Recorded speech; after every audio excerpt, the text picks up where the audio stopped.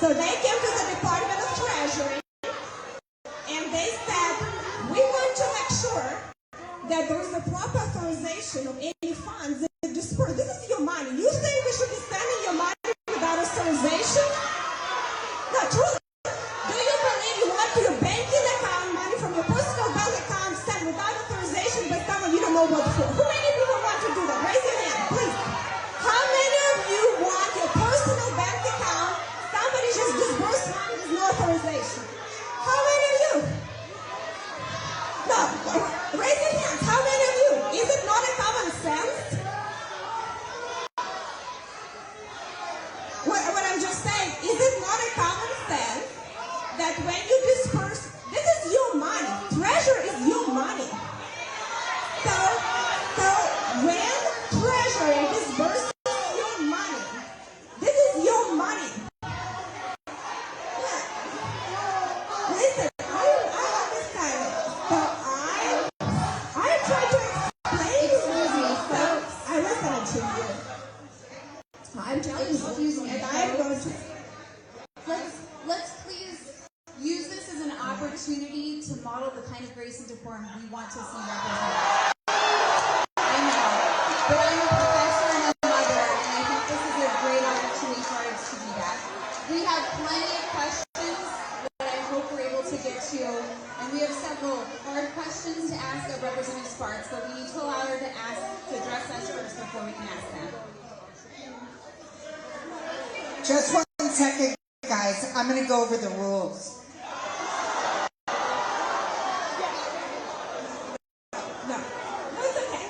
Listen, I'll just tell you, if we're going to scream the whole time, it's a waste of time. We don't have to do it, and I will not do it again because it's a waste of time for people who came to hear that. Because some people actually came to hear us. So, and then we'll get a chance to speak. You know, so I listening, but not screaming. I can get it from them, or I can try I'll be honest to. with you. I wanted to have a conversation, but if we want to scream and match, we don't have to do town halls. You know, because next time, you know, we're going to have...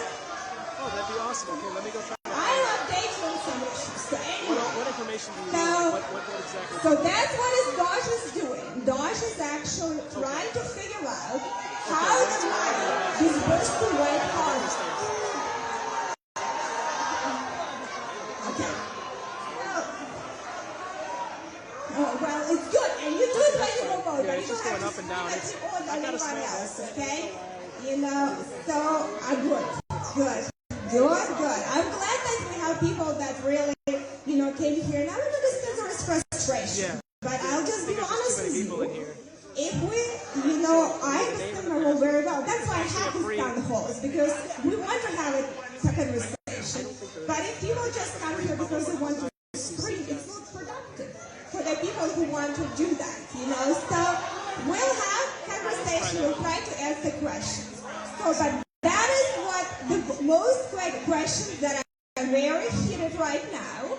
And this is the questions, you know, that I'm sure you have about me. So I want to make sure that you understand, and I'll get Laura handle the rest. I'm going to give her a little time to look through all of your questions, you know. But I just want you to understand that we are going to make sure that we protect Social Security, Medicare for senior, and Medicaid is working for the most vulnerable, not go to large special interest groups in DC. And unfortunately, this issue was so bipartisan before, and President Obama tried to tackle, President Biden tried to tackle, and they didn't.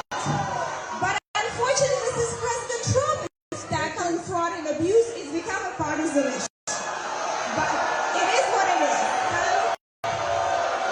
Now, what we're going to do, and listen, I thought we have a public, you know, the conversation, and we have a respectful conversation, so we cannot do that, you know, if you guys scream it. But, you know, but I think, guys, we're going to, right now, go to your questions. I'll have Laura go to that, okay?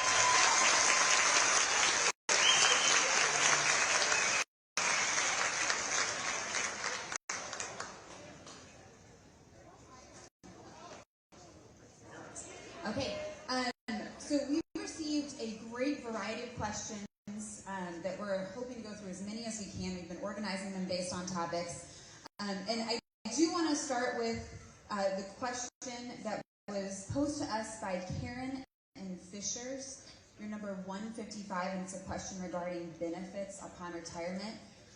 The way we'll do this is I will offer up, if you want to ask your question to Congresswoman Spartz directly, you're able to. If you would prefer that I do that, I'm happy to do that on your behalf. But could I see Karen from Fishers, number 155? And you can bring your additional questions up here, certainly. We would love to see all of them. We'll get microphone if you want to answer the question. Karen?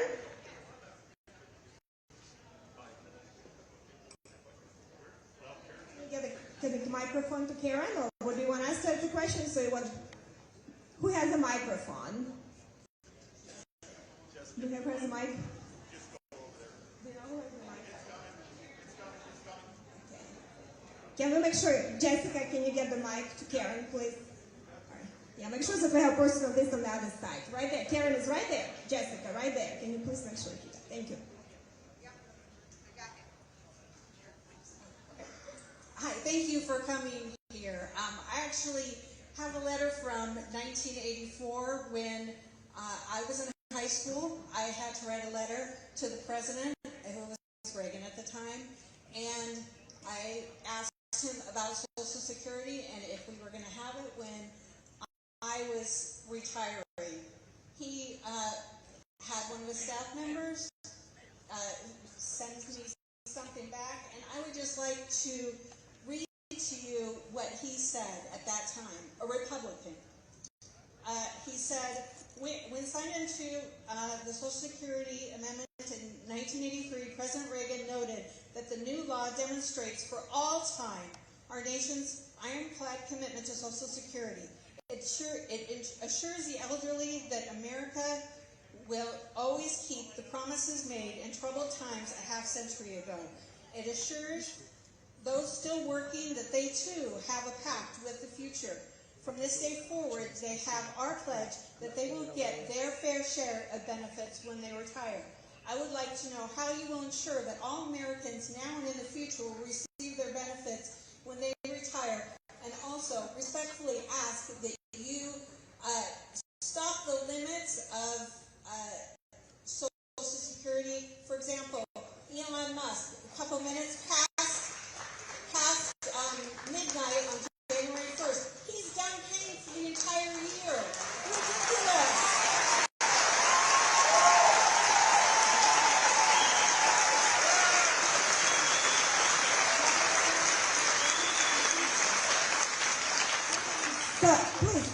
So please, you don't need to scream at me, okay? Let me answer the question. So the numbers, as you know, are working. We have a lot of people, baby boomers are retiring, right? Less than people in workforce. So the numbers start working very negatively for us. So it will have to be a discussion. Everything should be on the table.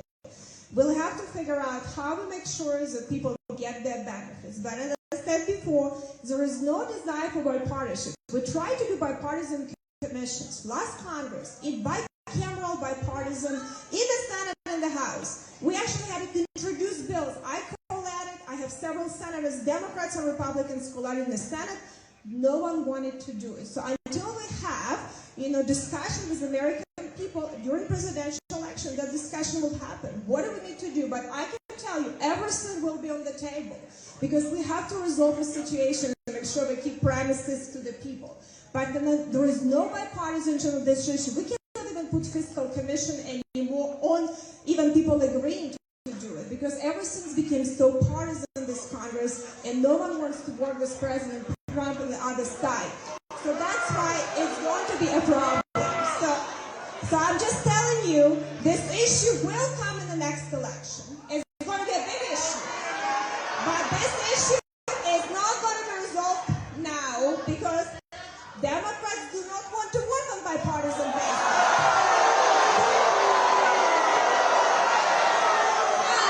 But as a matter of fact, what Elon is trying to do, he wants to make sure that people who are abusing the system and get Social Security incorrectly, that they're not doing it so we can save the want to do. So hopefully I answered your question, and I'd be happy to go more in details on numbers, but I completely agree. President Reagan said it right. We have to keep promises. We cannot put luck under people's feet. We must keep the promises to what we promised to the people. That is a responsibility for us.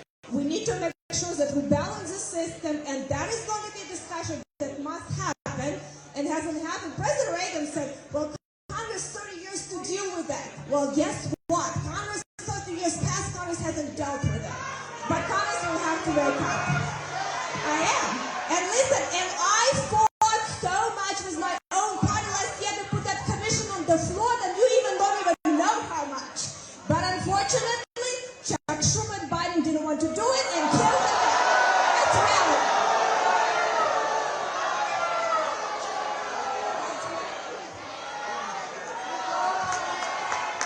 Among the topics we received several questions on included the recent Signal scandal. And we received a lot of great questions on this, but I'm going to ask Stephanie from Carmel, number 120.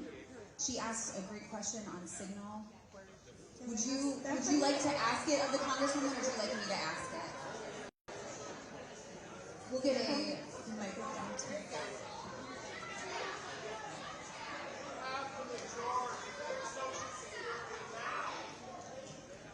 Hi, my name is Stephanie. I'm from Carmel, and I just wanted to see what your plan is to address the issue with the administration talking about classified military operations on Signal.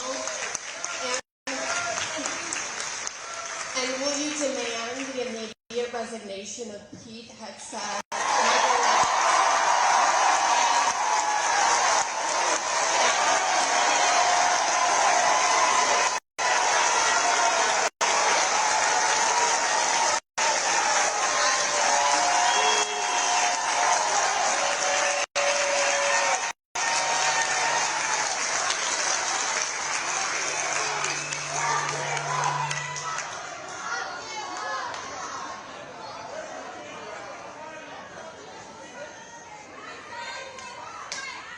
Would demand the immediate resignation of Pete Hegseth, Michael Waltz, and the rest of the group chat.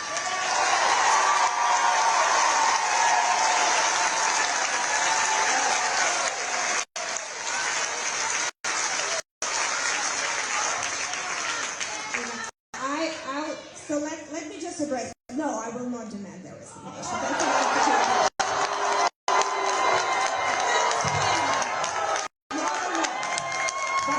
explain you something.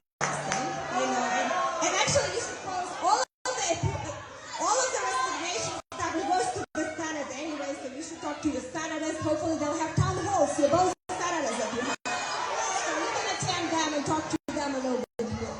But talking about that issue, one thing that I want to share with you, I think it is actually very bad, and there is some classified, unusually classified information. We have a mechanism to share that and deal with that. But there is sensitive information that might be not classified. And one thing I have to tell you, the government needs to do a better job that we have tools for sensitive information where we can communicate with each other. So we don't have innocent mistake or just something happened by mistake. Because definitely it's not a good situation. So hopefully we'll take some, look at that and actually, because we don't even have as a members of Congress, a lot of Democrats, Republicans using Signal because we don't have any other tools. And I was very surprised when I became a member of Congress that we don't. So we have tools when we go that are very deeply classified, but you don't always have to go and skiff and be able to have this conversation. You don't even cannot do that. So I think with all of the technologies that happen in the real world, it's sad that government is so behind on every single technology. And actually that's what Elon is trying to do. He's trying to bring technology to the government.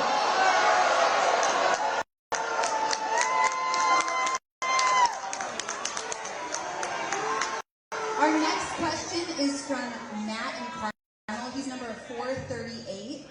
Matt in Carmel. If you would like to ask your question, 438, we can get a microphone to you.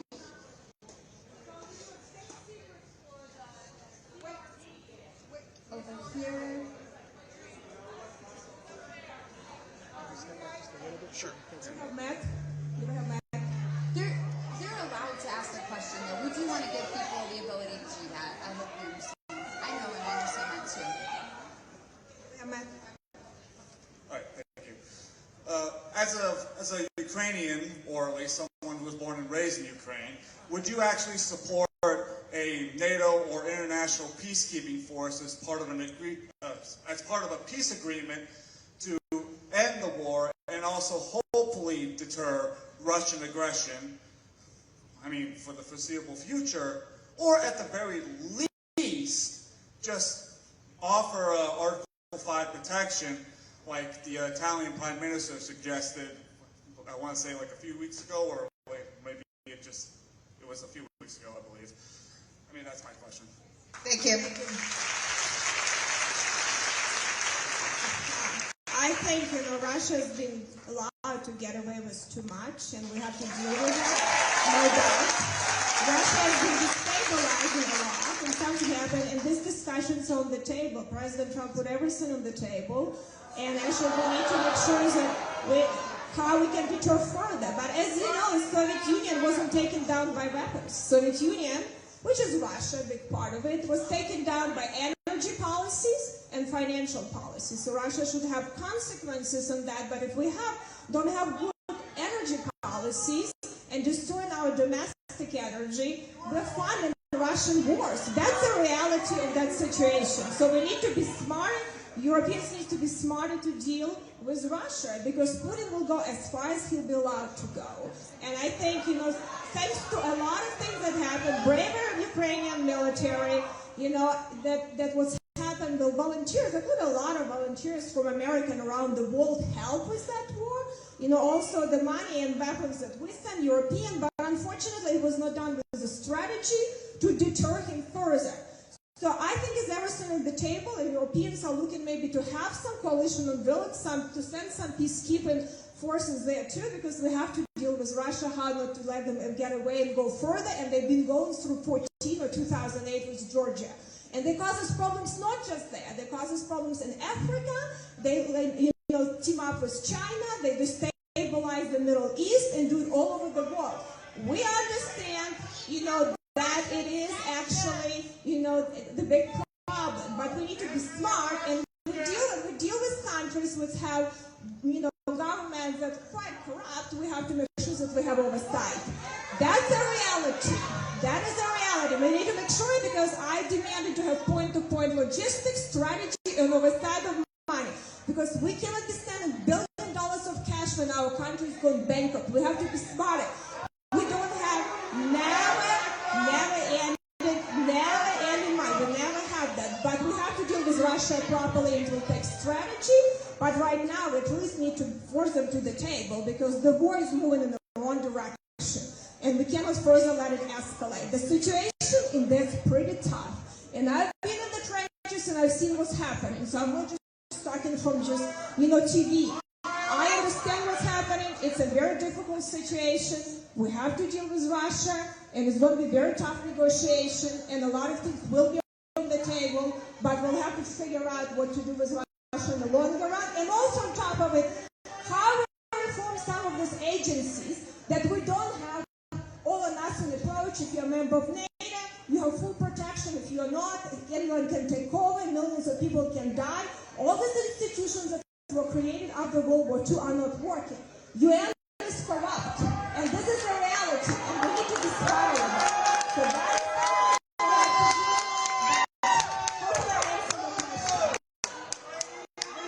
Our next question is from Joanne from Westfield, 335, involving tariffs. If you're Joanne from Westfield, number 335. Joanne, we have Joanne. Where are you? I'm happy to read it for you if you prefer, but we do want to give you that opportunity. Joanne. Okay. Would you like to ask the question on her behalf? Okay. Thank you. You want to ask on her behalf, or have Laura can do it too? It's up to you. Right behind you, sir. Behind you. No. Hold that mic. Keep that mic. Your other mic is going that way. Jessica, we'll need to go faster. Okay, thank you.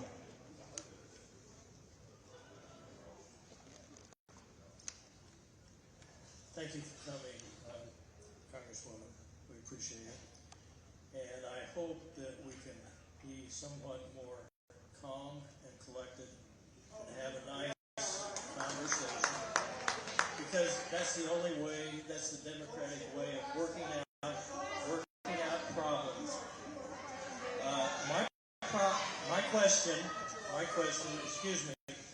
My question is, are tariffs an indirect tax on Americans who purchase goods in this country? And I'm sure as a CPA, you will steer us in the right direction. So I'll tell you, there is a short-term use of tariffs and long-term use of tariffs. And what President Trump has the tools, what he's trying to do, and we agree, might disagree. Some of the things I might disagree with some I agree. But what he's trying to do, which some of the things I think it's a valid reason to say, if somebody's going to tariff us, and we should, in return, tariff them to make sure that this country stabilizes. He wants to make sure that we bring American job back to us, back to manufacturing. We lost manufacturers, and a lot of, and a lot of these jobs, loss of jobs is significant burden became for us because a lot of people don't have these opportunities. So I think we need to make sure that we realign them. So President Trump is using tariffs right now, to try to be able to stabilize the situation. But I think,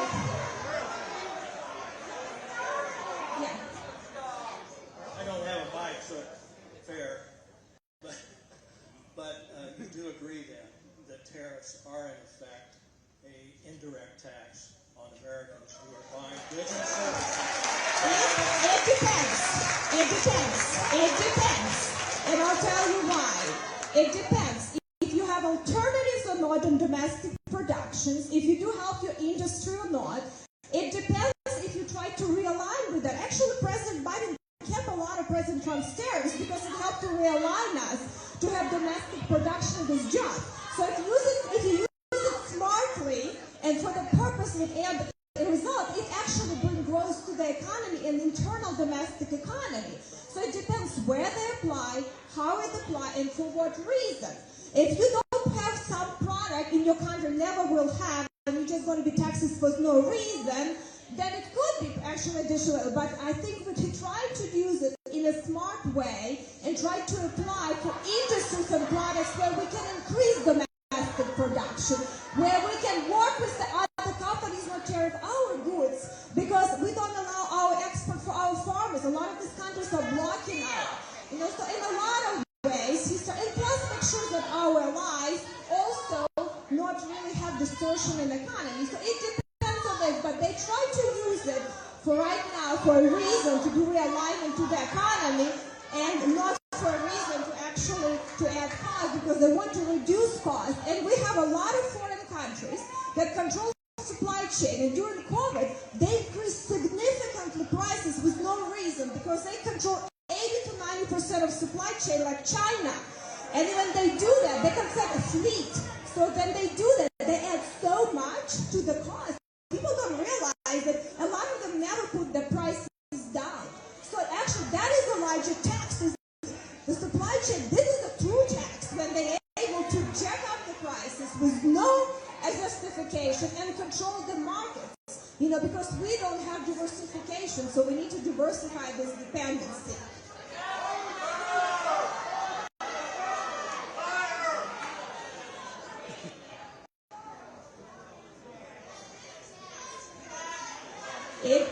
As a CPA and an economist, I have several degrees in economy, I'll tell you. As a CPA and economist, it depends what is right and for which reason. And what is the end result you're trying to achieve. Every policy, it depends what the end result you're trying to achieve. And I think as a long term across the board, it brings negative effects. But in a short-term solution to realign economy, it can actually bring very positive effects and also help with the price. Well,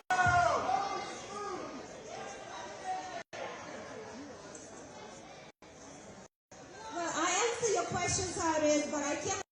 We need to move it on. I refer it again. The as a CPA, an economist with an MBA, an MPA, and Bachelor's in International Economics, I say it depends. It depends. Listen, I understand. As a long-term solution, it is not a sustainable solution, and no one is planning to do it. It is not going to happen, but as a short-term mechanism to realign, it could be done. Our next question is from Anne from Carmel, number 412.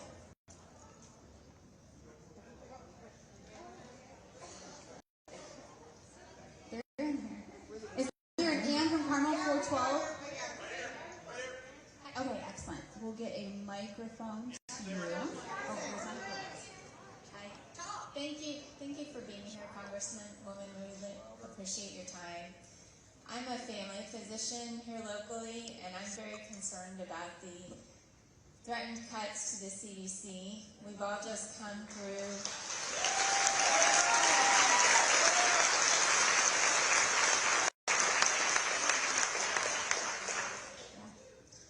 We've all just come through a very difficult pandemic that my colleagues and I have supported our community through. And I'm seeing cuts in vaccine programs that really frighten me, because we are continually seeing viruses mutate, and we need to be prepared. So I feel that this is very short-sighted, especially given the recent experience that we've all just had. Well, I think that's okay.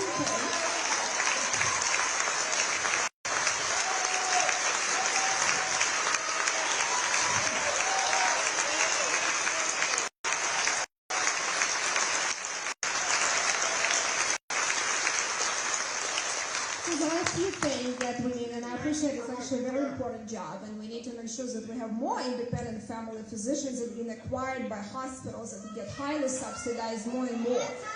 But talking about the cuts in the government employment, we have over 3 million employees, in the federal government. Actually, under President Clinton, I think he got almost 400,000 employees, and no one was screaming about that. But what we need, so we still don't have more than 3 million left. What they're trying to see how we make sure that we provide these services in a more effective way, and we make sure that people that work in these agencies actually do the work for the people. Because we do bureaucracy where we try to do everything at the federal level, and we're good at nothing. And you saw how it's happened in the last pandemic. No one was ready to that pandemic. No one was ready. And the agencies, we had oversight hearings. Pandemic happened 4 years ago. They didn't change a bit. So something has to happen, because things can happen, and we need to be ready for next pandemic. But agencies has to become more accountable to the people. We need to do a better job with oversight of our budget, which is congressional fault. 85% of our money we never looked at. Congress haven't looked for decades. 85%. 85% of the money. Congress never looked. So we're not authorizing spending, we haven't been looking. I eventually put a working group together and put in pressure on my own party, try to do some reforms that we start doing a better job to see which programs are good, fund them better, which programs are bad. That's what we need to do. We need to make sure that looking at them and make sure that our branches are held accountable, and we have best and brightest that want to come to work to federal government. And it is unfortunately not the case anymore. So I think if you're ever interested, you work in healthcare, I have advisory group I always meet. I would appreciate your input, because I'm personally involved in fixing a lot of distortion and problems in healthcare. And I hope we can have a bipartisan conversation on that. And if you need your information, interested to participate, I think if we have a smaller group, we can have more productive conversations on this issue. I'd be happy to hear you, and then please leave your information on that.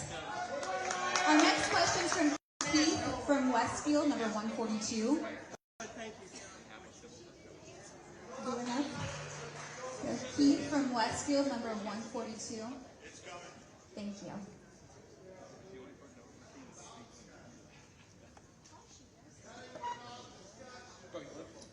Thank you. My question is actually related to all of the immigrants that are being rounded up and deported.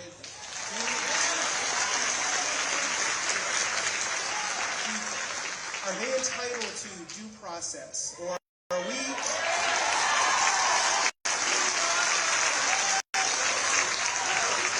Or is the expectation that we're just supposed to take the word of the administration that these people need to be shipped out of the country without any opportunity to defend themselves?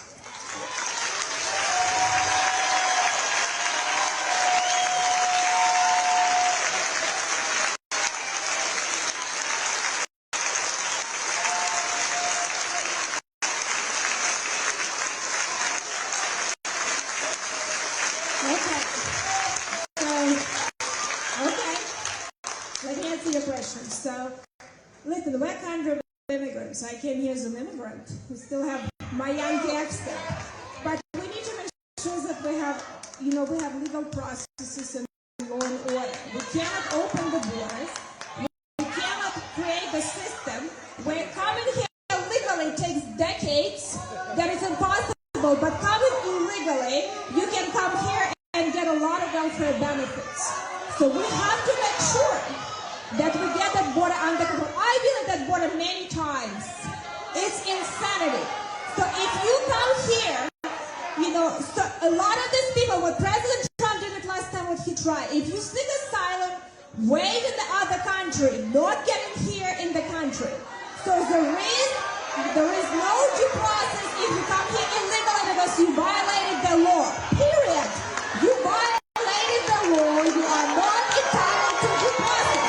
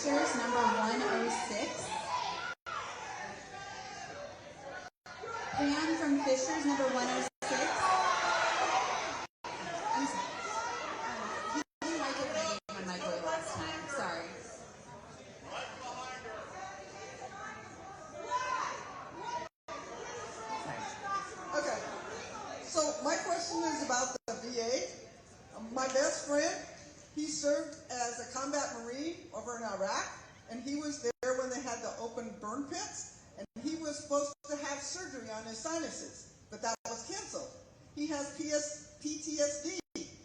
Those appointments were canceled. He's supposed to have appointments for his knee and back. Those appointments were canceled. When is he supposed to get the health care that he deserves for serving his country?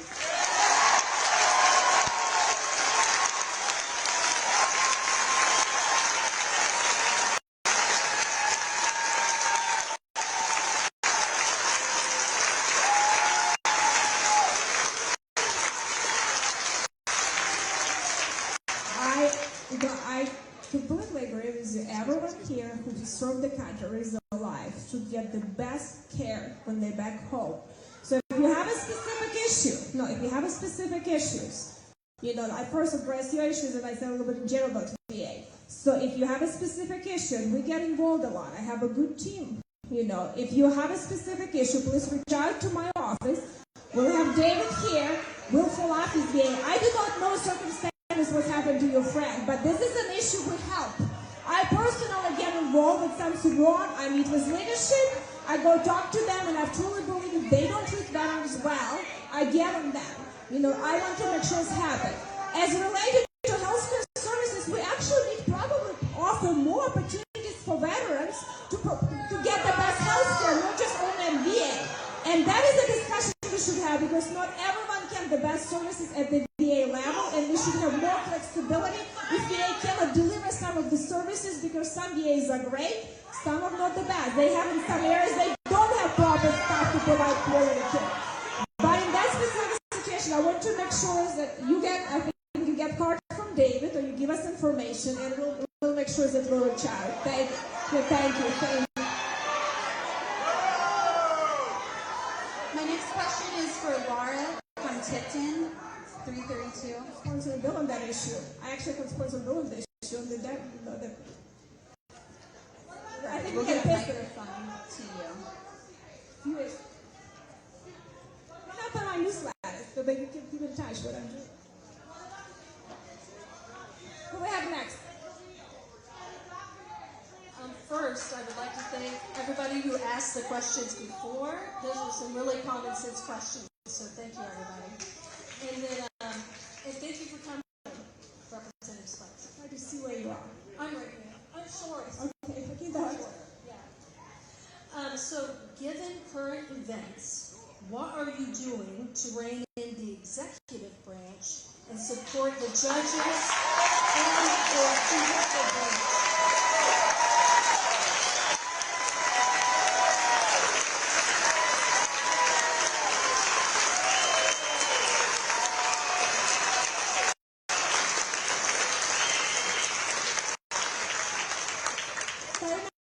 You might know me well, might know from even my state senate time, that I actually willing to challenge even my own party when I on a lot of issues, and I work very extremely hard to make sure that our branch is doing this job, because the only way, and listen, I like what this president is doing, but I might not like what next president is doing. But the only way for the Congress to rein in the executive branch, start overseeing the spending and passing laws. We pass no laws. Supreme Court told us we pass no laws. 85% will never look at that. So I am trying to work. I forced my party to put a working group to reform our budget act from 70s. That is not working. We're not doing that. We have no people that can put spreadsheet together. That's the tough reality in Congress. So you want to make sure that your money is spent. So the only way to have oversight, regardless who's in charge. You know, I might didn't like maybe what the previous president, I like this one, but I look at further. How can we make sure that Congress does its job? We the people who Congress, when we don't have voice and pass the laws, when we do not look at where money go in, that you are not represented. And it has been for decades. For quarter of a century, Congress doesn't look where the money are going. Quarter of a century. It wasn't created by these problems or previous. So I'm trying to change it. I got into a big fight with my speaker. That's not reason to go challenge your own speaker. But I tried to force working group, and I'm asking some Democrats for change, maybe work with us. Behind their back, some of them do. I'll be honest with you, behind their back, we had some bipartisan issues on fiscal coalition. I do not know, and that is coming from, like even today, that we can even have bipartisan. Unfortunately, I get stressed. I know you guys listen to a lot of, from other sides. I don't know, but people don't work together. It's very difficult right now to find any bipartisan in Congress. So this is the reality what's happened. And without bipartisan agreement, it cannot be reformed. So I'll do my best, what I can.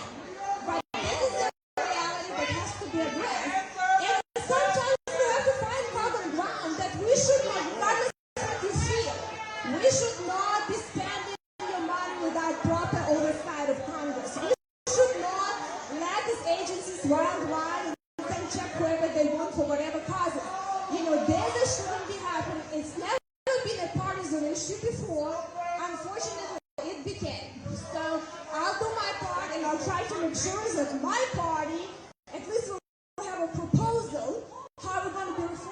Congress, and maybe we'll get some Democrats. I'll try my best.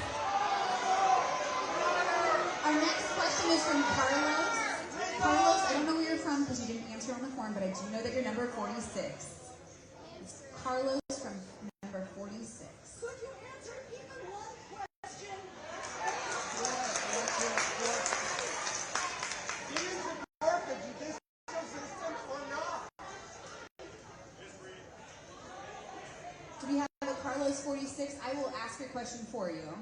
Okay, this is what Carlos R., number 46, asked. He said, what do you have to offer to the leftist and progressive Democrats? I want to feel represented by candidates, politicians on all sides of the political aisle.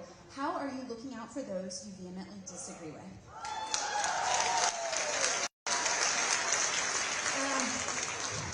It's actually, I'll tell you something interesting, that when I served in the judiciary, I had passed and actually worked on more bipartisan issue, and that was the most heated committee in the whole United States Congress. I actually had a bill with Representative Jayapal dealing with hospital monopolies and antitrust. I actually passed the bill with Representative Raskin commemorating Thomas Paine and Thomas Paine Society. I actually worked on my amendments to defund UN with actually left degree and have oversight of some of the agricultural programs where Democrats vote with me. So I tried to find in a narrow basis common ground when I can. Unfortunately, we became very far apart in a lot of issues, and no one wants to have a conversation. Everyone was scream and shout on the floor, the presentation, not to really find a resolution. Some of the issues we never agree on, and this is just reality. And then in elections, you decide who represents you. You vote for people that you agree on. But there are some issues for national security we should be able to agree on. We should be able to have a conversation. But it's unfortunate because a lot of politics right now in the world, but I still think, we're going to be able to do some things, after, maybe reconciliation. I should try to find some, people to be able to do that, I am actually working with all committees right now. I have a working group to deliver on reconciliation and the laws, because I'm going to reform Congress. I'm a joint economic task force. I run in that, and I'll, that's, I think you have a simple answer, okay, guys? But we're going to figure it out, some things, and we're going to work on fiscal issues. And even some of the issues we might be able to find common ground. The next question is from Nakona Kennedy Flat, number 52, and I apologize in advance if I mispronounced your name. I'm making legislation. And you might not like it, but I'm going to pass some good legislation.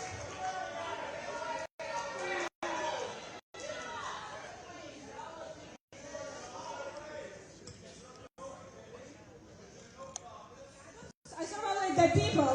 I do not. Yes. Well, listen. We all the judge and results. So Okay, my turn. Okay, so with Trump and Elon's Doge cuts to USAID, USDA, increased tariffs, Department of Education, what are you doing for the farmers in Indiana? Because Indiana is a farming state, and every one of those farmers lose money. And if you're not sure on that, you gave your credentials earlier, let me give mine. I grew up on a farm. I have an American FFA degree. I'm a master's level therapist as well as a PhD. So when I'm asking this question, I don't want to know for me. I don't want to know for my family.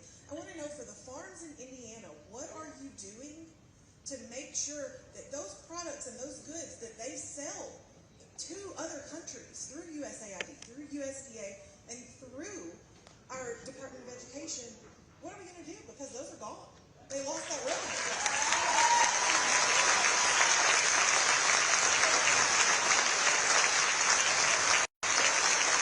So, I appreciate the question because it's very important. I'm not just, and I have a farm myself.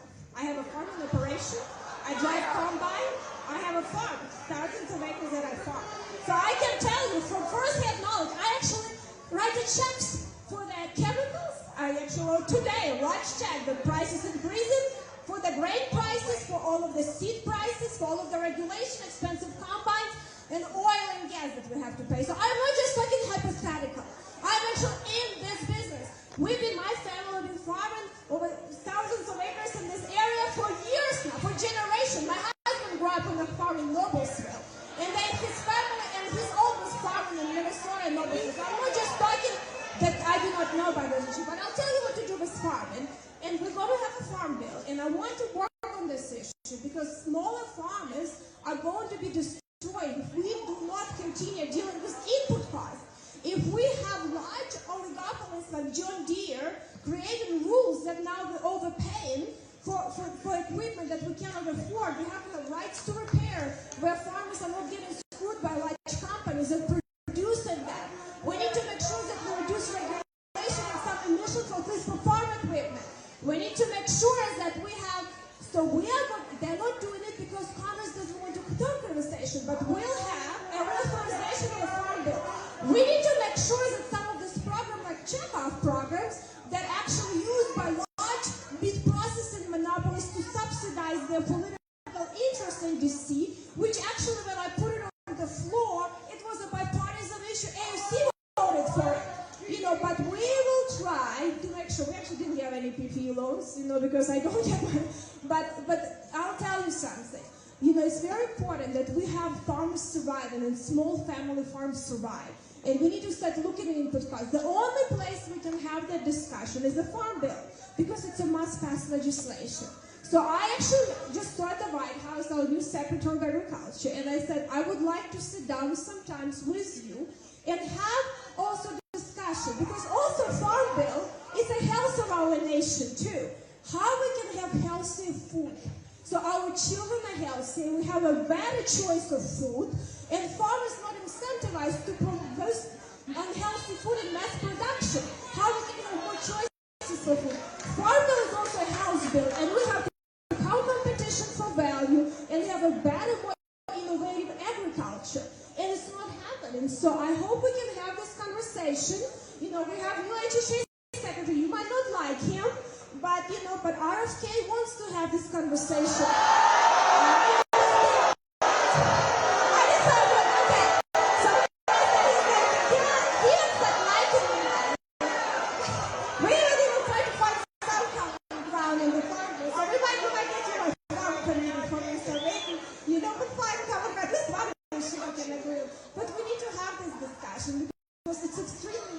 How we can do that. And so I actually do have, if any of you are interested in farming, including you, I have agricultural groups because I have a lot of advisory groups in different counties, and we meet periodically. It's important for me to hear all inputs. I mean it. I actually get a lot of good ideas from people on the ground for a variety of things.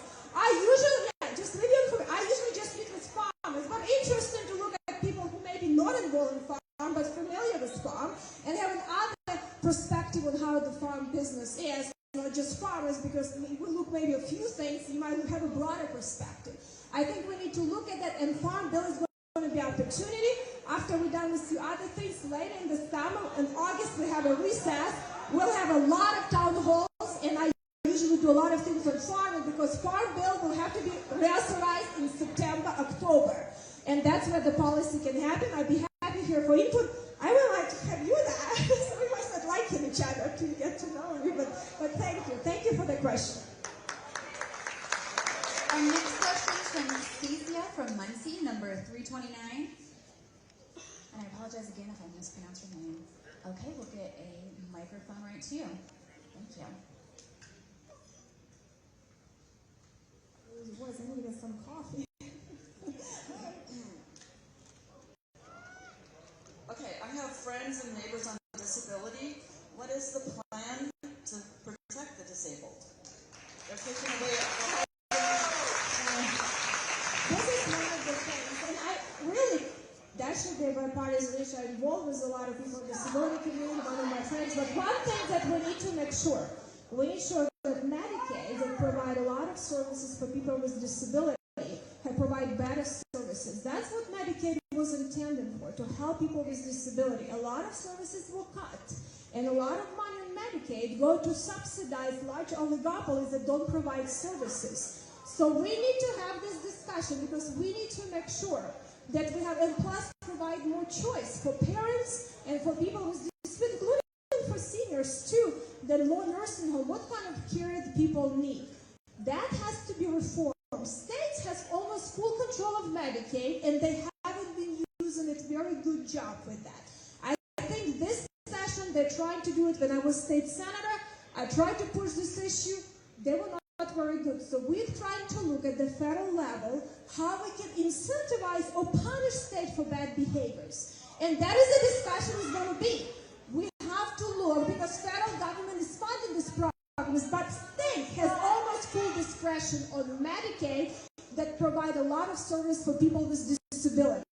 We need to make sure that we do better, and that's something, we every time, we talk about how much money we spend. This is an enormous amount of federal money I spend, but I think you need to also utilize more your voice at the State House. It's much easier for you to show up in the budget session, and I think some of these issues we have to figure it out, and if you ever need to be helpful, happy to do it. Actually, we have Cecilia Copeland-Fishers, I don't know where you're from, which city you're from. She's running, the rest of my other one.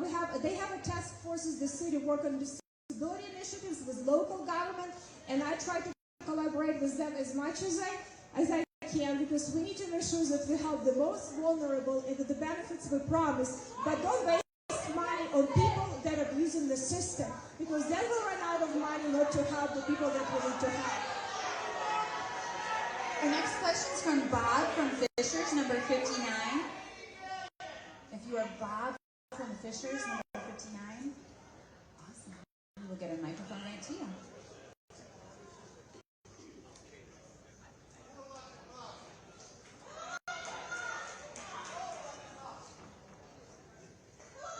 My question is simple. Are you going to vote to increase the budget deficit? No, I'm not. And I'm actually working very hard to make sure that we come after bad stuff in the budget, to make sure that we come after all of the fraud in the system, and able to pass taxes that will grow the economy. So this is something that is going to happen. This is going to happen in May. I personally put a working group together with all the right of committees, and I'm working legislation. You don't understand how rare it is to work on working legislation. And what I would love to do,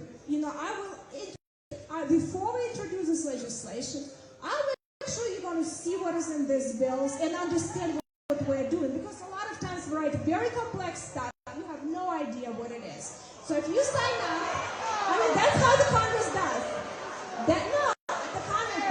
That's a whole. We put omnibuses to make sure. I don't know what is in this bill. Not just you, Nancy Pelosi says, let's pass it. We're going to know later what is in it. So it's not just you. I do not know. So I do not want us to govern that people don't know what we're doing. Oh, we don't even know what we're doing. They put it last second on the floor and say, here is omnibus, vote for it, or we'll come in primary, you'll do it.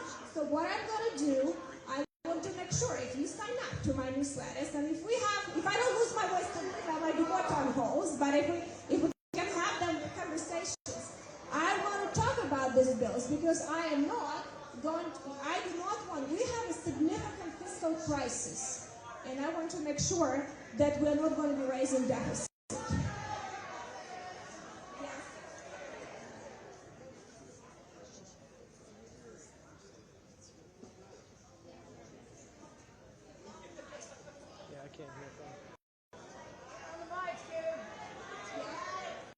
So he says, Republican Party is going to put a bill. I don't know what the mic. Yes. No, I said I will, and I didn't. That's why I want to make sure. I actually, no, we did not. No, we have a budget. No, we didn't.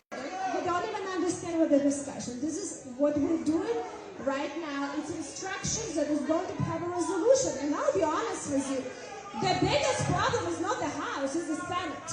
The Senate doesn't want to do any offsets to anything because they're making lots of money. Big oligopolies campaigning very hard.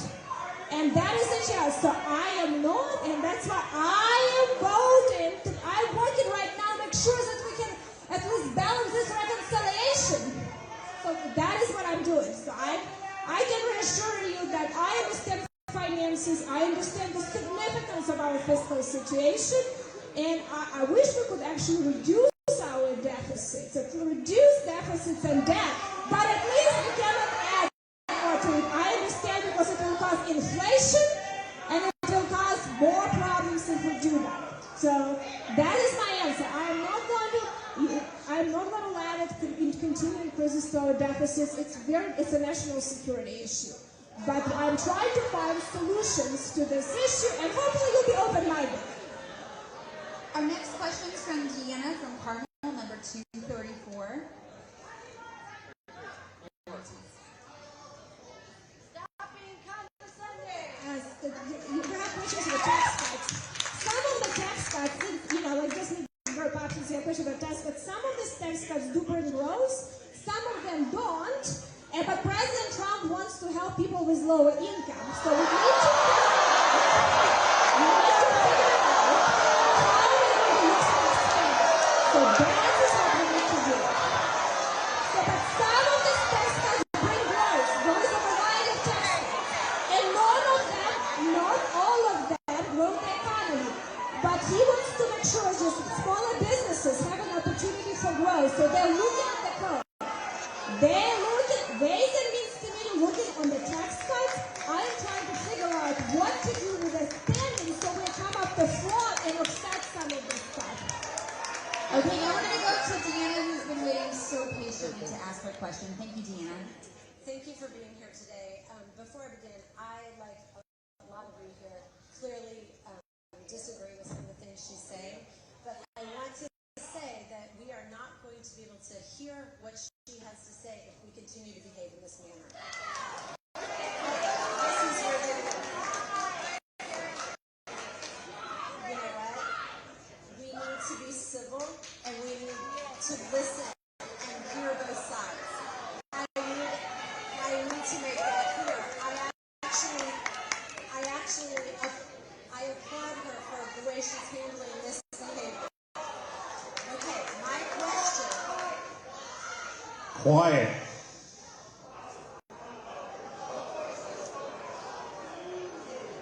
Okay, my question. This week, President Trump expressed his desire to end federal funding for NPR and PBS, which polling shows is opposed by a majority of Americans. Would you support or oppose this action?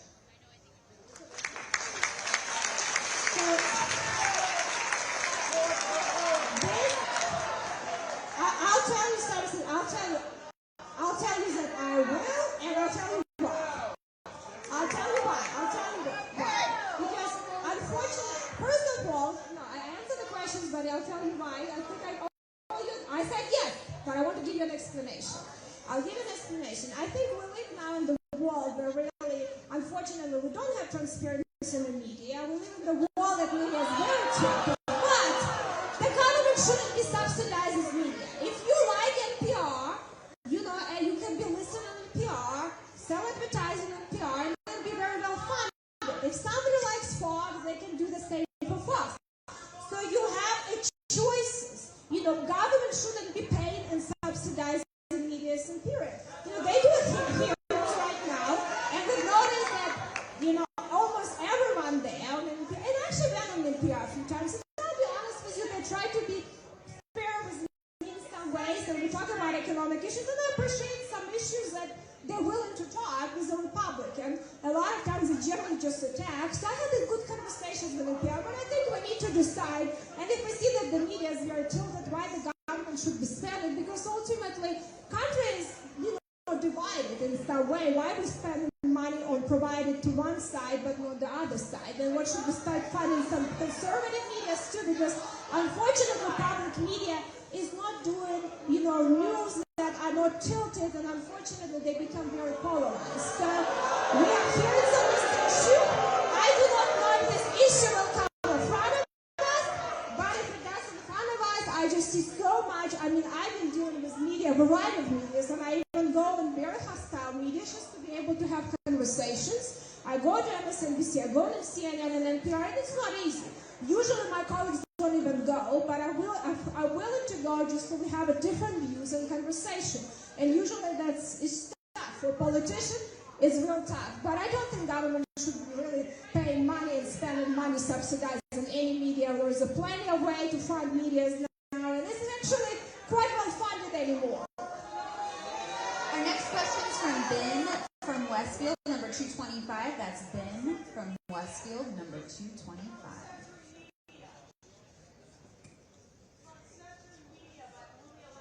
If you're Ben from Westfield 225, do you want to raise your hand real big and tall, or I will ask your question if you want. Okay, I'll go ahead and ask it for you. So this is from Ben from Westfield. He said, I've been a registered Republican since 1976 in Hamilton County. Always voted for Dick Lugar. Why have Republican Congress members not rein in President's illegal, unconstitutional orders?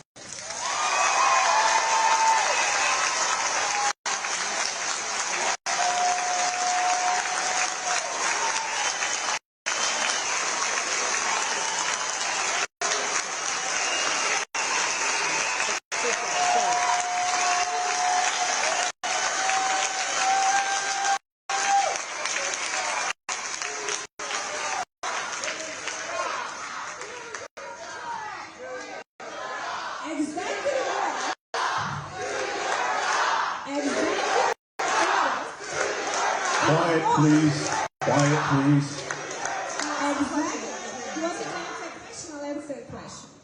Executive orders, it's not a way to govern. But until Congress can pass a law, executive orders been governing our country for a very long time. And unfortunately, to pass any law right now, it would take 60 votes. So, in a sense, we cannot pass anything. I'll just tell you reality. It is reality. And unfortunately, right now, I agree. And unfortunately, right now, there is no taste to do anything bipartisan. So everyone voting a partisan vote. So that is the reality what's happening right now. Congress is not going to, until Congress decides that Congress is going to do its job, so it's not going to happen. And right now, I agree with you. Congress has to pass laws, has to work on issues, but Congress cannot come to an agreement. And until the party agrees to deal with this issue we agree on, nothing is going to happen. And the same situation was happening under Democrat president. You know, no one would do it. So right now we have President Biden who running wild, you know, our president, now presidents do, and I do not because I might like executive orders today. Honestly, I don't know what's going to happen in 4 years. So I'm willing to try to reform our institutions that will start doing its job, and I do as much as I can in a short majority. Unfortunately, it will take more than me, and I hope you can talk to your senators too, because you know, if Congress is not continue doing its job, we're going to be run country by executive orders, which is not a good thing for stability of the country. That's been happening now for decades. It didn't happen under this Congress, another hard Congress. So that is the reality what's happening. You know, the only way we can do it if the party decide that they want to work together. You know, and I'm working extremely hard to find common ground. Actually, as a matter of fact, I passed 12 bills on the Democrats. You know, that is not that easy. But it is very, very narrow basis. Actually, on the Democrat president, and some of them were tough legislation. But I think that is important for us to do that. It's important to find common ground, but I don't think in this environment it's happening right now because people may be upset. Maybe people have a reason to do that. Maybe people just do it for the protesting. But unfortunately, no one wants to do anything right now. And that is a tough reality. So it's until Congress is going to wake up, nothing is going to Thank you. We have another question. This one's from Amy and Carmel, number 121. Excellent. We'll get a microphone back to you, and I'd just like to remind everyone we appreciate you being quiet so we can hear our question asked and answered. I do.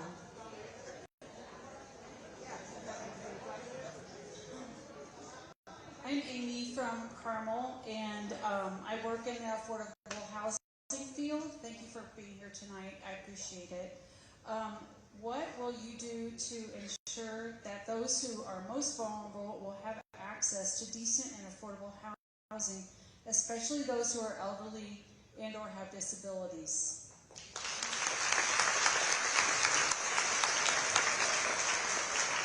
There are few aspects to affordable housing. One became the price of housing, become not just unaffordable, it's becoming unachievable, not just for people, on the lower income, but even the people in the middle income people. And I think you've seen the prices, and it's a combinations of things. So we have to deal with the pricing. If we don't deal with inflation, mortgage prices are going to go up. So we have to deal with spending and inflation because it's become more and more unaffordable and achievable. But we also need to make sure that how we can stop this inflation and have a better economy for people with disabilities, for people, including seniors. We right now spend, when I was a senator, I did a calculation, we on Medicaid, for providing seniors, nursing homes, we spend enormous amount of money. Seniors don't get the services, and you saw that a lot of them don't even go to seniors. How some of these programs for the most vulnerable actually go directly to help most vulnerable and have them make a choice. What is the best care? Our Department of Child Services spend $50,000 per child per year. 5 to 10 goes to foster family. I was asking, where is the rest of the dough? We can send the people to Harvard Business School for $50,000 a year. Where the money going? It's some kind of services.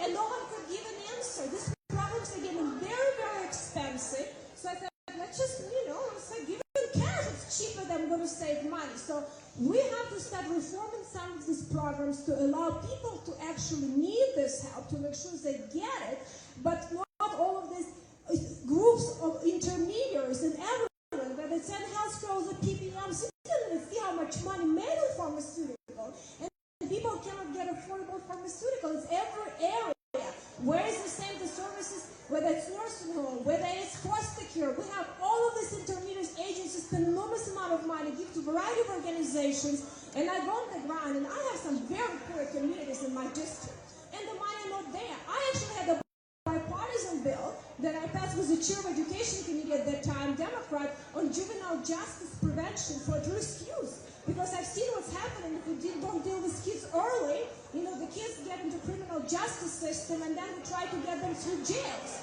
We pass legislation. We are sending money to the state. It doesn't go to the ground. So we need to start looking how the money goes, where they go, why we keep spending money, and what's happening.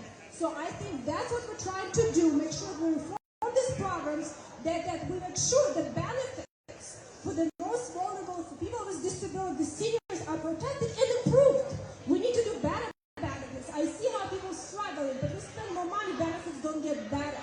We have to have better outcomes, we have to have better health care, and look at how we can reform. And that's what we're going to do, because you always have limited amount of money. We don't want to be doubling taxes on all Americans. We want to make sure that we keep taxes low, and by make sure with the money we have, we do a better job. And that's what we're going to start looking at some of these programs, including for the most vulnerable. Our next question is from Richard from Zionsville, number 273. Richard from Zionsville, number 273.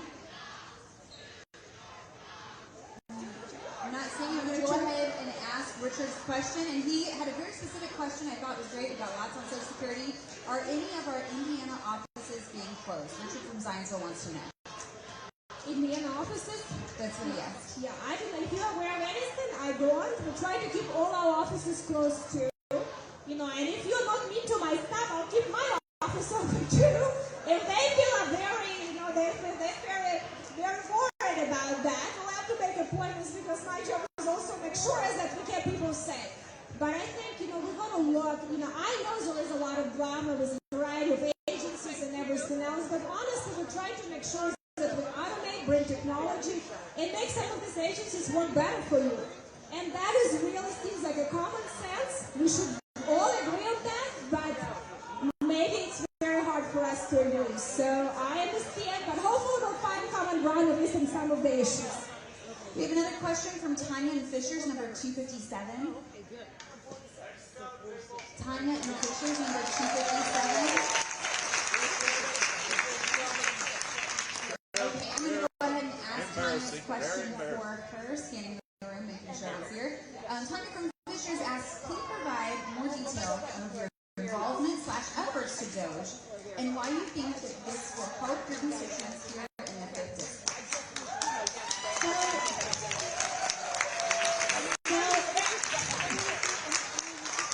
So I want to make sure that maybe we're getting too tired, but I think I'll at least go to 7:40 and then we'll have a personal questions, whatever you want to do. Okay, I'll just stay around here for another half an hour and do that, but let me just finish it with, let me finish a little bit, you know, thank you, appreciate it. So let me finish a little bit, a question about Doge, you know, so I came from the auditing world, I came from the auditing profession, and in a lot of things when people come, this is a lot of business people from IT world, and what they're trying to do, they try to automate some transaction and do like some simple accounting things, you know, and the government really is so behind on all of that that you would be very surprised how bad it is.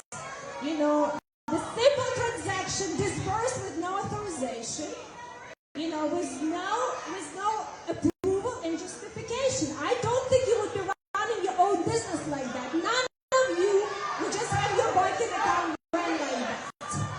So this is the people from a business world, so I have a good understanding of what they're doing, and I'm trying to work with them, and I work with them quite closely, I'll be honest with you, but I want to make sure that things that are bad actually go eliminated through Congress, and not because that is job of a Congress to make sure that the bad stuff and fraud goes through Congress. So my job is working with them to make sure that we can pass proper legislation, that we don't have to be continue dealing with fraud and abuse, and keep the promised benefit to the people, and have a better system to monitor how your money are spent. That's what I try to do, but I work very, very closely with them personally, and unfortunately, there's no live, so probably you don't want to listen to me in all of the details, but if you're very interested, I will be providing more information, and I send my newsletters and always give details on different things, but I hopefully you can agree through things with me in the long run. We have a question from William from Westfield, number 172. William from Westfield. I'm walking. Everybody, let's go. We'll get a mic to you in just a second, sir. Thank you for being patient. Walk out. We have solidarity. Walk out. Walk out. Let's go. Walk. Get out. Tell them what Okay, we have a question. Walk out. We have a question from Walk William from out. Westfield. Walk out. Let's go. Okay. Walk out. Not working.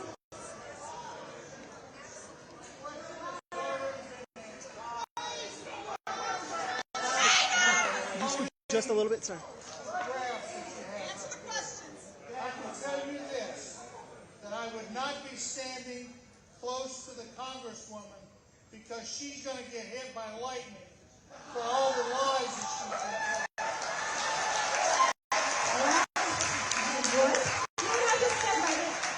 But this is law from Congressional Budget Office. Actually, a lot of Democrats don't like, and Republicans don't. So if you don't like, and actually, listen, CBO is not perfect, but if we wouldn't have CBO, the country would completely run wild, and we would completely bankrupt the country. So actually, Congressional Budget Office right now, that's what the graphs are. They not done from me. I don't create them. They do these graphs. So this is the reality. My party is now questioning a lot of this, what CBO is counting, because they don't like some things. And I said, well, you cannot just change accounting when you don't like the result. So I pushed back on my own party and I said, we have to be accounting the same accounting. We need to make sure, and I am not allowing them to change accounting methods, and then it's got a big fight with the Senate. So we'll see what the Senate is going to come. Senate wants to change accounting. I don't think it's right. And I'm not agreeing to that. And that's a resolution. We're going to see how it's going to come. I haven't seen it. Senate probably going to vote next week. And if they're going to change baseline, I'm not going to be supporting that. So maybe for a different reason, there are a lot of, but if Senate is going to change accounting methods to show that tax cuts have no effect, I am not supporting that. We need to be honest. We need to see what is going to economy, what is not, and where is the bad stuff. We need to start balancing the books. And CBO might be not perfect, but we need to have that. So that's what substance is big on the table, but that's what this graph said. They're not created by me. Be happy. You can look online and see that. This is all CBO numbers, so that's came from. They have reports. They do that, and I send them. Yeah, it's from their reports. Yeah, I'll be happy. And if you want to email, I provided. This is the handout they do. They actually issued new economic outlook yesterday. So this is probably from my August town hall I did on the fiscal issues, but from yesterday might have a little bit different, but I don't think it's much changed. We have a question from Melissa for Carmel, number 362. Okay, we'll get a microphone to you. I'm going to get any easy questions or not? Oh, no? Okay. Toughens me up. Tell me always the truth. You might not like, but I'll tell you always the truth. You might not agree with me, but I'll tell you the truth. Hi, I'm Melissa. Let's listen to Melissa, please. I work at a school, and we've just learned that Trump signed an executive order to completely eliminate the Department of Education, which funds the majority of our school. I could lose my job because of this, and I want to know why this is in the interest of Hoosiers like myself.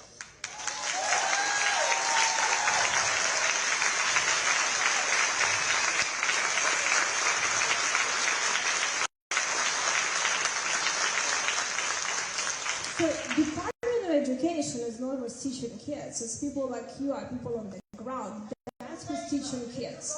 Department of Education, average salary of $140,000 a year, that's not what teachers get paid.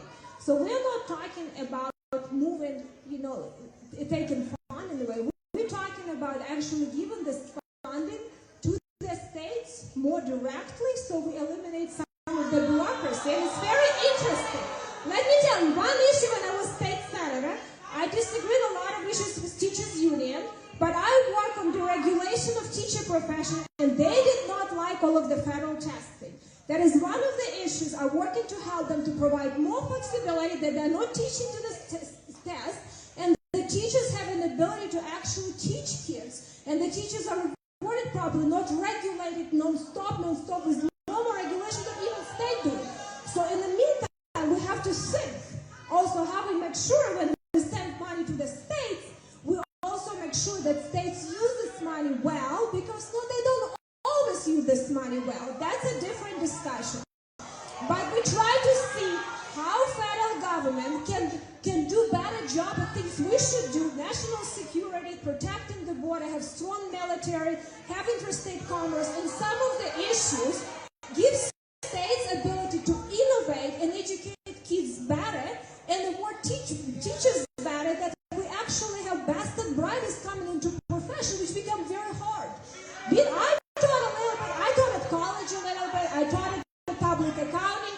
I didn't teach at schools. I was high school ambassador for some schools. I've seen how tough it is. I have children in schools. I know how tough the job is.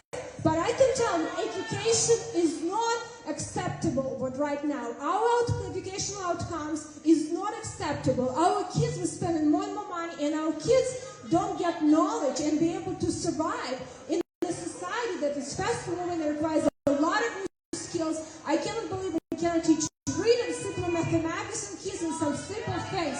So we have to think about that. And colleges, with the debt that kids accumulated, destroy an opportunity for them. A lot of them with enormous amount of debt and worthless diplomas have to work a big part of their life just to pay off their debt. That is driving very perverse incentives and outcomes when they don't have that.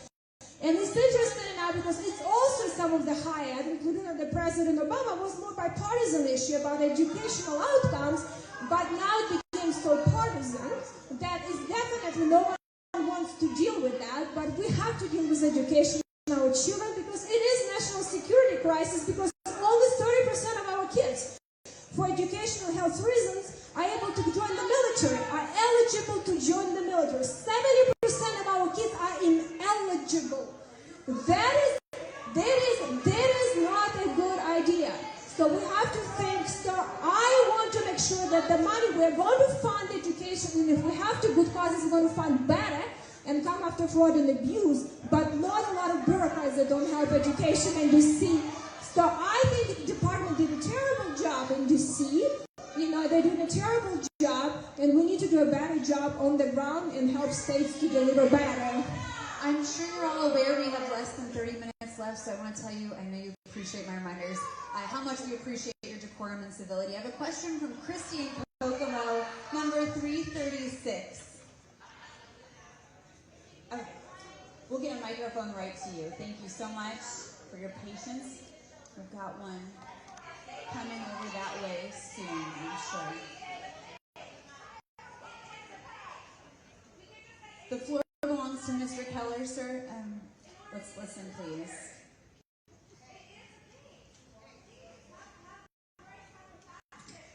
It's not your question. Let's turn to the person whose question is now. Thank you. First of all, Congresswoman, thank you for coming. I know you've seen a lot of what's happened in America and with town halls here recently, and you didn't have to do this, so we thank you for coming. And I'm also, you said yourself that you're not used to town halls like this, so I'm proud of my fellow Hoosiers that we're getting involved with the process. Our question, you often talked about supporting jobs in the economy, yet you voted against protections for steel workers and automakers in this district, as well as a workers' right to organize, federal workers. You also support an administration that's allowing DOJ to basically cut Social Security and Medicare by removing $880 billion from the departments that administer these services, programs that many working-class Hoosiers all depend on. Can you explain how these actions align with your promises to protect American jobs and help working families?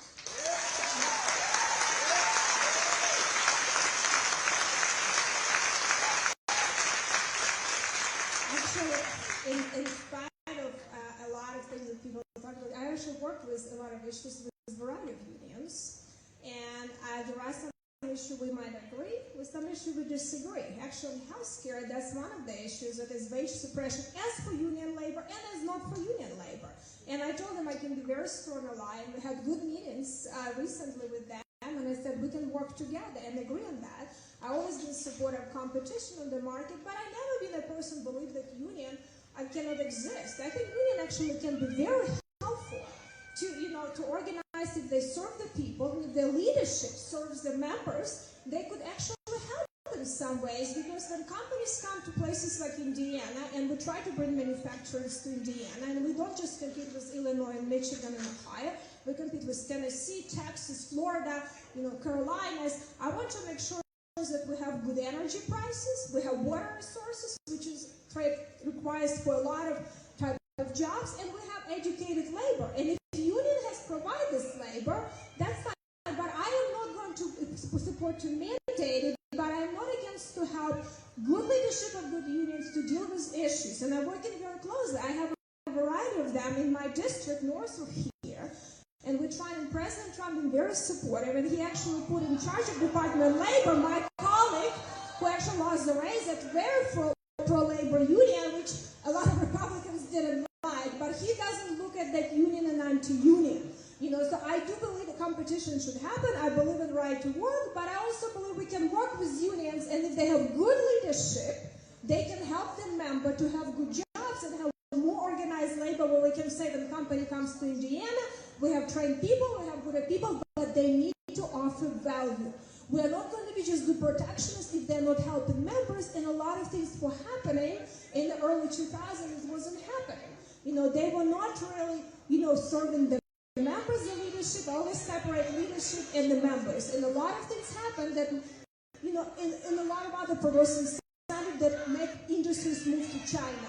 We need to bring them back, but we need to be smart, and I'm very open to work with unions, and I have been working with a variety of them, so I always try to find common ground, and if there is any specific issue you are interested, I'll be open-minded regardless of politics. I just said I believe in right to work. I believe in right to work. I believe in the choices. I believe in that. But if unions want to organize, I have no problem with that. And I'd be very to help them to organize well. But I just said to you, I think I answered your question. I think I answered your question, but hopefully we can find some. Okay, our next question is from Gail from Cicero, number 473. That's Gail from Cicero, number 473. And I know we've lost some folks, so you may hear my voice more. I'll ask Gail's question for her. She said, do you feel you represent all voters in your district? And do you consider carefully your decisions in light of all constituent wishes? And she added in, based on phone calls, emails, postcards, etc. Yeah, I really do, and actually, referendum is all of us, is election, right? So if you believe, you will never be able to agree on 100% of the issue. Obviously, I don't agree with my husband on 100% of the issue, but I try to do my best. First, when I look at my decision, see on the law and decision how constitutional it is, because my first oath is to Constitution. Then second, I look, what is the majority of people in my district think, right? And ultimately, I want Senate, and I want 2 elections in here, so ultimately people believe that I did the right thing, majority. I would like to see more common ground and more people from other side be open-minded and vote for me on some issues beyond the party, but ultimately that's a choice you do. You might like someone else, and that's a choice. That's what they have decided in election. But I do meet with a variety of groups on every issue. I do not take side until I listen to all of the sides. And I try to figure out what is the right call. So I meet with some of the group that disagree with me very vividly. And it's not easy. I'll be honest with you, this town hall wasn't easy because I know there are a lot of calm people with maybe different views, but I didn't want not to have it, even though, as you know, I wasn't advised by security people, everyone to do it. But I felt like we still need to have a conversation. Regardless, we agree. I need to hear you. I need to hear your voice. I need to hear your frustration. Hopefully I can address some. Maybe some I cannot, but hopefully you stay in touch with me and stay in touch with the office, and we'll have more of that. And I think I appreciate you coming. I'll be honest with you. I do this third host for a long time. No one else does it, and most of my colleagues advise against it, But I always do that, and I've done it. And we never had such a participation. So when I started going to more participation, we moved, and I tried to find venue a little bit closer by previous venue after we sent a letter. I don't know, maybe I was doing stadiums, but I think you might not show up next time. So, but what I'm just saying, we always thought about doing something, at the, here at the, on 191st Street, the fields, football fields over there, but I was like, well, that's a little bit complicated, right, in Grand Park. So this is probably not that far and everything else. So we'll try to stay in touch, but ultimately, I hope we can have this, and I hope, we can have this conversation, and we might actually, we're going to agree on one issue. Here, so hopefully maybe we'll agree more. But I appreciate the questions, and I'll try to do my best to listen to all of the sides, and you can make the decision on November, and ultimately always have a choice. We have a question from Jack and Carmel, number 150. Jack and Carmel, 150. Okay. I will ask the question. He said this is a constituent request. How have voter service requests to your office changed in 2025? And he noted especially Social Security and appointments. I'm not entirely sure what he means by that, but he did also add thank you. Okay, well, I think when we actually try to streamline website, it's going to launch website that is a little bit easier, but we haven't done it yet. Hopefully it's going to be soon. Our IT services are not as fast, but hopefully they get better, But you always can, if you have some requests, you can do it through website, but you can also come into office or call into office. We have actually open door policy. Our offices are open. Unless I'll be advised for security reasons to have by appointment, but I think, you know, regardless how you feel, my staff are employees of the federal government, so if you don't like staff, that's not their fault. You know, they're not there, you know, they're there to serve you, and they don't necessarily might agree even with me on issue, but it doesn't matter, they work there to serve you, so we try to do our best, and I think David has been, for my two predecessors, he's been for a very long time, and I'll be honest with you, a lot of people say, we don't even agree with your politics, but David is great. So for me, feedback about my people is most important, my employees, so if we can do better, let us know, but we try to streamline some technology and make websites. So we haven't changed anything, it's still the same, but we'll try to make sure that our website is a little bit user-friendly, because this is a generic website that we had in the freshman, and now I'm trying to make it better. So but I don't think that needs to change right now. We have a question from Deb in Westfield, number 227. Wonderful. We'll get a microphone right to you. Thank you for your patience as one comes right over your way. Perfect. And thank you for the audience for being a great listenership. Our middle class has been dwindling for decades, and I really appreciate what everybody's trying to do with tariffs and bringing jobs back here. But what's our middle class going to do in the meantime? They're becoming poorer and poorer. We've already addressed the problem about lack of affordable housing, lack of health care, and now who knows what education is going to look like for these folks. So how do we not only maintain the middle class, but try and grow it? Well, I think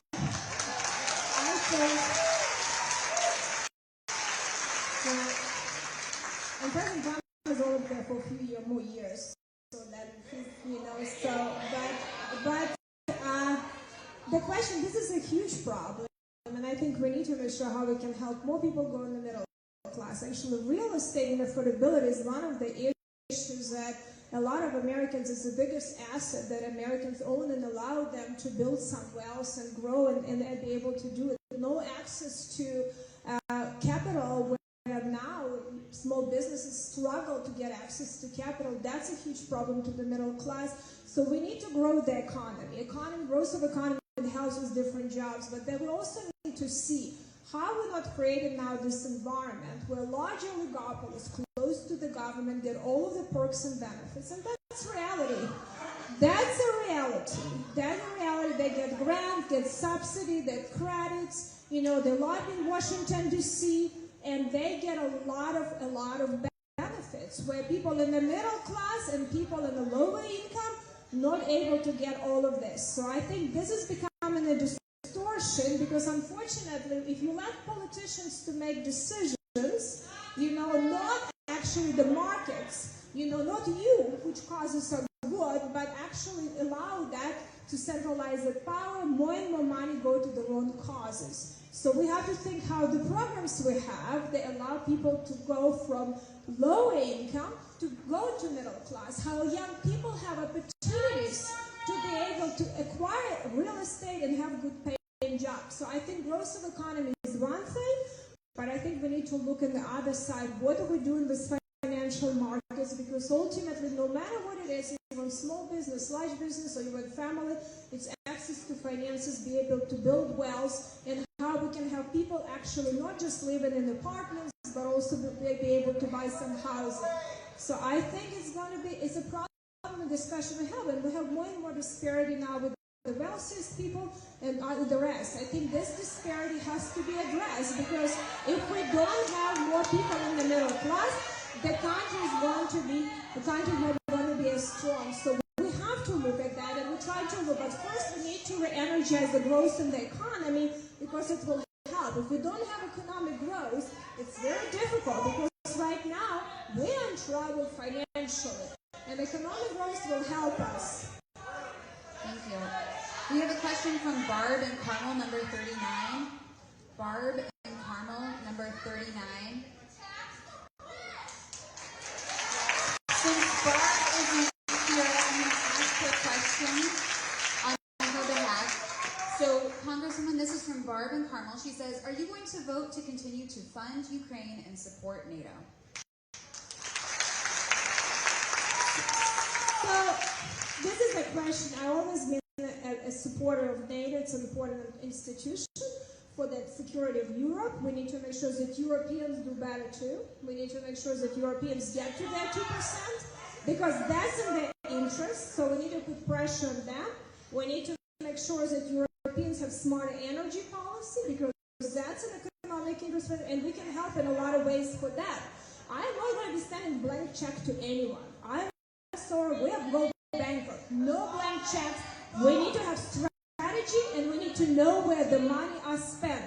And let's just be very honest. We're dealing with a lot of foreign governments that leaves much to be desired. Okay, let me just stop at that. So we need to be smarter. You know, I mean, any government has to oversee, but when we send money of Americans to foreign countries, we need to be smarter. What we're doing and what it is, you know. So I think that's going to be a conversation about foreign policy, which will be broken. But as you know, strengths of NATO is also have to be from inside. Americans cannot constantly pay the tax for everyone. We cannot constantly do that. We have to make sure that we have some, they do their job too, and Europeans step up on that too.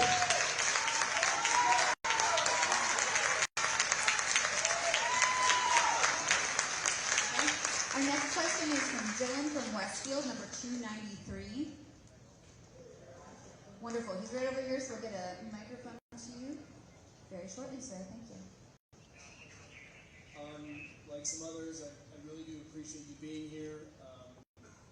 This is not the friendliest environment for this particular evening. After you elected to Congress, you swore an oath to support and defend the Constitution of the United States against all enemies, foreign and domestic, so help you God. Since you took that oath in January, the current administration has repeatedly ignored the plain text of the Constitution by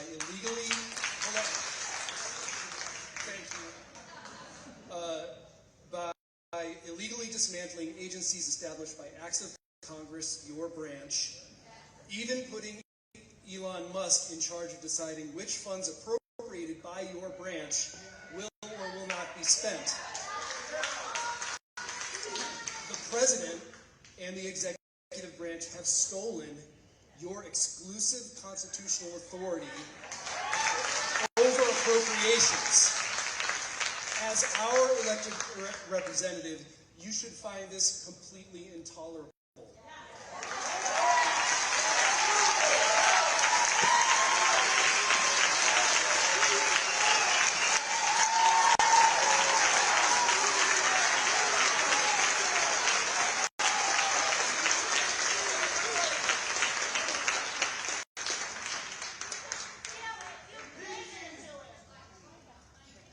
Microphone, it's not working. So my question is, when are you going to live up to your oath, defend the Constitution, and reclaim the powers that the voters of this district have reserved for you?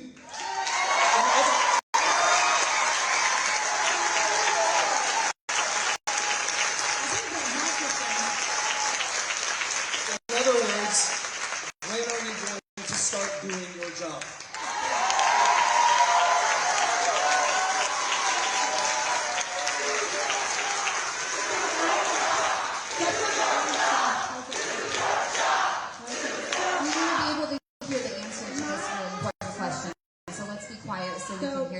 My oath to the Constitution I take extremely serious, more than anything else. And we might disagree or agree. I actually departed with my party and I did quite a lot of things, including the certification of election.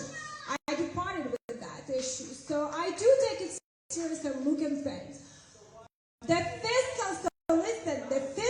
The fiscal issue that we all the Congress looked at, regardless what we like or not, and I honestly, a lot of things that President Trump do not like. But I want to make sure that you understand, Congress doesn't look at the 85% of what's happening. That is a broken system that we have to fix. So I am trying, so let me answer the question.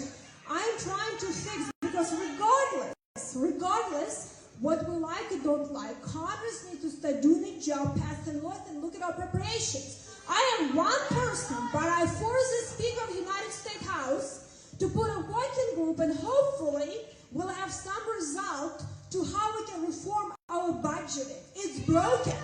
So the question of the presidential branch and the money spending. Impounding money, that's a constitutional question, probably should go to Supreme Court to decide, because it's an agreement on the disagreement of that issue.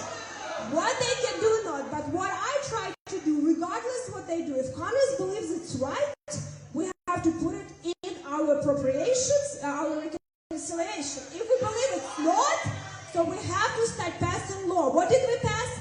CR again. We continue passing CRs because it's been neglected for decades.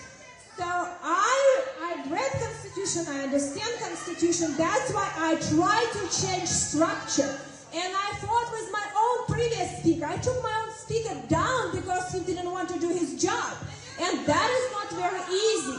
And I am working with this speaker to try to figure out how we can do a job, which is not very easy to do, coming after your own party, because I believe beyond that, I need to start doing job. You might like my words, but not. But when I have no ability even to vote on that, you have no representation or someone else who is going to be in this office. So we have to reform the structure. Until the structure is reformed, nothing is going to happen until we pass in CRs and with this. So right now we're working on reconciliation that will have a vote of the House and the Senate, which actually can be done with 51 votes, not 60. And we are going to have things in there you're going to see. So you'll be able to see what I vote for and what we agree with President and what we not. We have actual deliberation with White House right now, with the Senate and the House, and we have to come to an agreement, and you'll be able to do it. So hopefully we'll have some good results. I do my part to find some solution to some of these issues. Unfortunately, it will have to be done on a partisan basis. Our appropriations in September will have to be bipartisan. We'll see where we're going to get there. It's very hard, but we'll see where we're going to get there. Let's hear the question asker, please. The point is, I want you to take those votes. What I don't want is for, after you pass whatever budget, the power that you have to allow the president, a co-equal branch, to say we will not spend that money that you are on the record allocating. So Musk, who has no constitutional role, is deciding where the money that you've decided gets spent. That's wrong, and you should want to reclaim that authority. And that, we have to do something general. Whether I agree or not, I agree with you. And the impounding by that branch has to be resolved in the Supreme Court, because it was passed in our 70s, and that is an issue. That is an issue. So administration is argued one way, Congress another way, and that is, a lot of people believe it's a constitutional issue. The president can't do it. The Congress set the maximum level. If they can do better job with less money, they should be able to do it, because that's government efficiency. And a lot of Democrats believe in that. I think this is an issue the court probably should take and resolve or decide it. But regardless what it is, Congress has an ability to direct a lot of this spending in a different way if we pass specific bills, but we don't. We didn't pass the appropriations for a very long time. All of the stuff done through CR. All of the spending. This is not appropriations. We cannot even come up with appropriations now for a very long time. I mean, this is a reality. This is not money that we appropriate. Let's just be honest. It's not. So we are not actually passing appropriation. Congress hasn't been able to pass appropriation under previous Congress, with previous branch, and in the current. We cannot even do that because Congress is not doing its job. And I try to do as much as I can to make the Congress to do a job that I even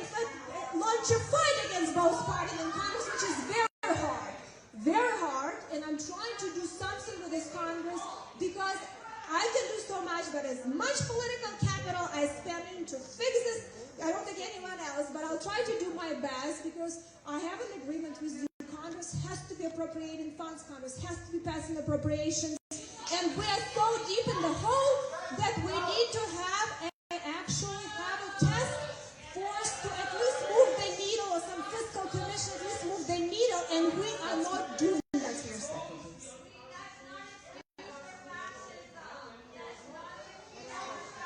We have just 5 minutes left, and I have a wonderful question from Deb from Noblesville, number 84. I don't know if you're still here. Back? Okay, we'll bring on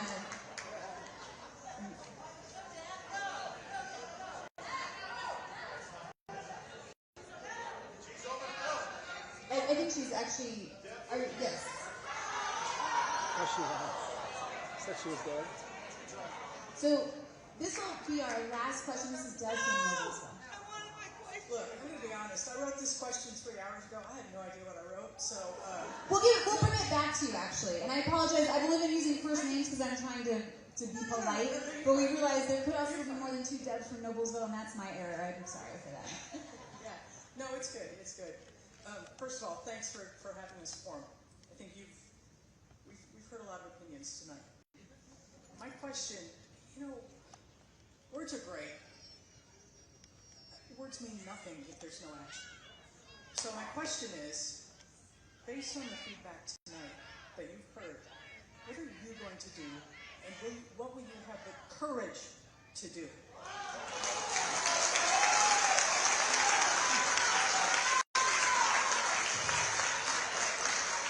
But I want to make sure that, and we might have actually less disagreement with what you're saying, but let me tell you, I want to make sure that we're going to do whatever it takes to make sure that Congress is actually start doing its job. And I will do to make sure that Congress has as an institution, and I pick a big fight on that. That is number one thing. Number two thing, I'll make sure whatever it takes for us to make sure that we come after fraud and abuse and save programs like Social Security, Medicare, and Medicaid for the most vulnerable and make it better. Because we have to promise the people, we took people's money. I know that you all have concerns, and I know that you hear a lot of different things. But I'll tell you, what we're trying to do, what I personally trying to do, is to help to make sure that these programs become fiscally sustainable, that we don't have to be increasing taxes on all Americans, that we have an ability for growth of the economy, and we want to make sure that we have a good paying job and have an opportunity for people to go into the middle class and not just for very few on top. So I want to make sure to do that. I understand your frustration with President Trump and Elon and Dodge, and they were elected by the majority of Americans. That's the reality. That's the reality. President Trump was elected to be president, and he is the majority of Americans. I know, by majority of the vote, okay? Let's just say that, majority of the vote. I know that you're frustrated, but I hope, and I know you're frustrated with Elon Musk. He just helps to order things. As you know, he doesn't have the power on the vote, right? So he has to show transparency. The Congress will have to decide to put it law or not. And this is the reality. I know that you're very, very well frustrated. And I'll work on some farm and healthcare. We find little common ground here, so that's good. Because maybe we can actually be able. But I hope you stay engaged. I know that, a lot of you frustrated, a lot of you may be upset. But I want to thank you for coming. I know that probably some issues you don't like to hear what I have to say, but hopefully we'll find something that you like. And hopefully we'll have a discussion and conversation and continue, this dialogue. So hopefully I appreciate you that you didn't make it so bad that my team will refuse to do next town hall. So I appreciate it very much. Hopefully I have my voice for another 2 hours tomorrow. But I'll stay a little bit here if you have any particular questions for me and my team. I'd be happy to stick around for a little bit. I think we have until 8 o'clock, but if they allow us to do it, I'll do that. And I want to thank everyone, and hopefully we'll continue this participation. patience in town halls, but thank you so much. May God bless you.